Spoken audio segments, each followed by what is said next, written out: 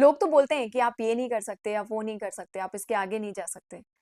लेकिन आपको पता है हमारी लाइफ कब बदलती है? हमारी लाइफ तब बदलती है जब हम हर पॉसिबिलिटी के आगे खुद को एकदम सीना तान के खड़े हो जाते हैं। हम अपने आप को प्रूव करते हैं अपनी पूरी स्ट्रेंथ से। हम इसलिए नहीं हारते हैं क्योंकि हम कमज़ोर होते हैं, बल्कि हम इसलिए हारते हैं क्योंकि हम ये मान लेते हैं कि हम इसके आगे नहीं जा सकते। और जो ये लिमिट्स और ये जो बाउंड्रीज़ हैं, जो हम अपने लिए बनाते हैं, ये एक्चुअली में हमारी होती भी नहीं है।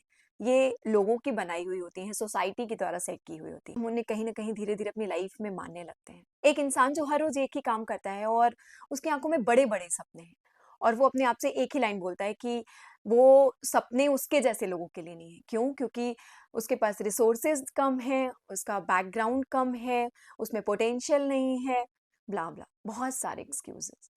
एट दैट टाइम अफ़सोस की बात ये है कि उसके जो बड़े-बड़े सपने होते हैं ना, वो दम तोड़ देते हैं।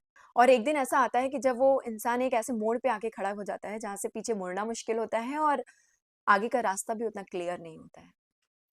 You know at that time हमारे पास 2 ही ऑप्शन होते हैं, या तो आप एक्सेप्ट कर लो या फिर आप अपनी पूरी स्ट्रेंथ से अपने आप को प्रूव कर दो। जो सेकंड ऑप्शन चूज़ करते हैं, वो ये गारंटी तो नहीं लेते हैं कि वो 100% सक्सेसफुल होंगे, बट वो ये गारंटी ज़रूर ले लेते हैं कि वो गिव अप नहीं करेंगे। आज आपके साथ एक छोटी-सी स्टोरी शेयर करती हूँ और वो स्टोरी इतना स्ट्रांगली कन्वे करती है कि हमारे लिए कितना ज़रूरी होता है कि हम इन लिमिट्स को ना मानें।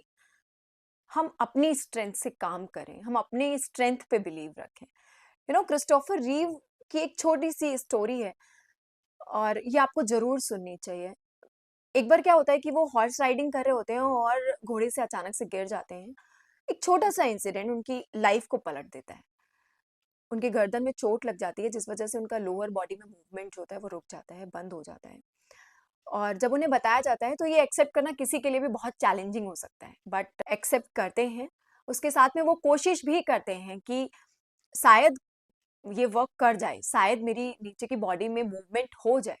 और बिलीव मी, उनका बिलीव, उनकी होप, उनकी वो जो 1% वाली होप होती है ना, वो जीत जाती है। उनके लोअर बॉडी में मूवमेंट होता है। पूरी तरह से तो रिकवर नहीं होते हैं, बट कहीं न कहीं वो साइंस को चैलेंज ज़रूर कर चुके होते हैं। एक होप ज़रूर उन लोगों के लिए ले आते हैं जो ऐसी चीज़ से गुज़रते हैं।